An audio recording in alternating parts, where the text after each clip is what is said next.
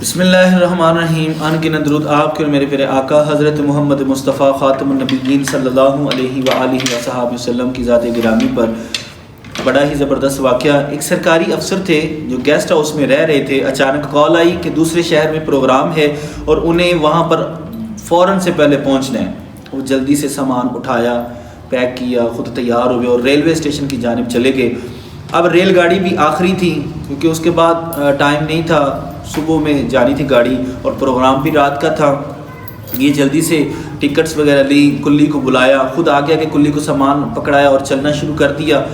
اب کلی کیونکہ رش بڑا زیادہ تھا اور رش کے اندر پھنس گیا. اب یہ جو صاحب تھے یہ ریل گاڑی کے پاس پہنچ گئے. ریل گاڑی کے بوگی میں بیٹھ کر مطلب باہر کھڑے ہو کے انتظار کر رہے ہیں وہ کلی آ جائے تو اس کے بعد وہ اپنا سامان لے کر دوسرے شہر چلے جائیں گے. اب وہ نہ آ سکا کیونکہ رش بڑا زیادہ تھا. انہیں غصہ آنا شروع ہو گیا کہ کلی ابھی تک کیوں نہیں پہنچا.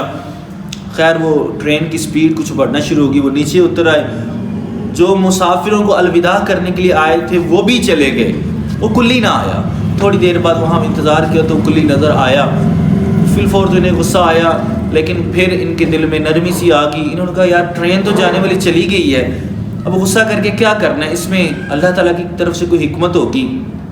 کہتے ہیں کہ وہ خاموش رہے کہ کلی کے چہرے سے ندامت ظاہر ہو رہی تھی، شرمندگی ظاہر ہو رہی تھی. کلی پاس آیا اور کہنے لگا کہ سر بڑی معافی چاہتا ہوں، بڑی معذرت چاہتا ہوں، رش بہت زیادہ تھا، میں نے اپنی پوری کوشش کی ہے کہ میں رش سے باہر آ سکوں لیکن میں آ نہیں سکا.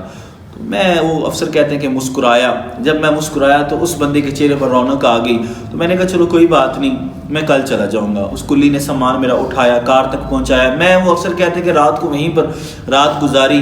اب جب صبح ہوئی تو میں جیسے ہی ریلوے اسٹیشن آیا تو وہ کلی ایسے جیسے میرا انتظار کر رہا ہے. وہ فوراً میرے پاس آیا، میرا سامان اٹھایا اور کہنے لگا کہ آج میں انشاءاللہ آپ کو لیٹ نہیں ہونے دوں گا، میں آپ کو آج ٹائم سے پہلے ہی گاڑی میں پہنچا دوں گا. اب اس نے سامان اٹھایا. وہ میری ریل گاڑی کی جو بوگی تھی جہاں پر میری سیٹ تھی وہاں سامان رکھا اور میں نے وہ افسر کہتے کچھ پیسے دینے چاہے تو وہ کلی نے کہا میں نے پیسے نہیں لینے. کافی اصرار کیا انہوں نے کہ آپ پیسے لے لیں. کلی کے آگے سے جملے تھے کہ آپ سے پیسے نہ لے کر مجھے بڑی خوشی حاصل ہوگی اور آپ کی مہربانی ہے میری خوشی پوری کریں. اب وہ کہتے ہیں ایسا ہی ہوا کہ میں نے نہ پیسے دیے. وہ کلی باہر آیا اور جس سیٹ پر میں بیٹھا تھا وہ تھوڑا سا اس نے شیشہ یا جو باری تھی یا کھڑکی تھی کھولی اور وہ میرے سامنے کھڑا ہو گیا. اب وہ کہتا ہے کہ وہ میرے سامنے احسان مندانہ نگاہوں سے، محبت بھری نگاہوں سے مجھے دیکھتا رہا. جیسے ہی ٹرین چلی اس نے اس قدر محبت کے ساتھ مجھے الوداع کیا کہ وہ افسر کہتے ہیں کہ پوری زندگی میں مجھے میرے کسی رشتہ دار نے بھی ایسے الوداع نہیں کیا ہوگا جس طرح اس کلی نے مجھے الوداع کیا. اور وہ افسر بتاتے ہیں کہ آج 20 سال ہو گئے اس واقعہ کو پیش آئے، لیکن آج بھی جب میں یہ واقعہ سوچتا ہوں یا لوگوں کو بتاتا ہوں تو میرے دل میں ٹھنڈک سی محسوس ہوتی ہے کہ اس کلی کا الوداع کرنا اتنا زبردست تھا. تو اللہ تعالیٰ کا ہمارے اوپر بڑا کرم ہے کہ دیکھو یار اگر میں وہاں پر گالیاں دے دیتا، اس کو تکلیف ہونی تھی اس کی غلطی پر، لیکن مجھے یہ اندازہ نہیں ہے کہ میرے گالی دینے سے جو اس کو تکلیف ہونی تھی اس کا کیا وہ اثر اندازی ہونی تھی. لیکن مجھے یہ پتہ ہے کہ میں نے اس کو معاف کر دی ہے. تو میں جب بھی اس کے بارے میں سوچتا ہوں تو مجھے مزہ آتا ہے. کیوں مزہ آتا ہے کہ میں نے اسے معاف کر دیا تھا. ناظرین اگر آپ سے کوئی معافی مانگ لیتا ہے آپ اس کو فوراً معاف کر دیں. باقی باتوں کو نہ یاد کیا کریں کہ تو نے ایسا کیا، تو نے ویسے کیا، اس کو معاف کر دیں.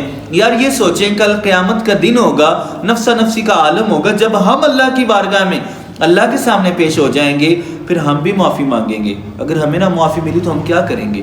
اس لیے آپ کی زندگی میں اگر کوئی بھی وہ سرکاری افسر بتاتے ہیں کہ یہ میرا زندگی کا اہم پیغام ہے کہ اگر آپ سے کوئی معافی مانگے فوراً اسے معاف کر دینا چاہیے تاکہ کل کو جب ہم معافی مانگ سکیں تو ہم بھی کامیاب ہو سکیں.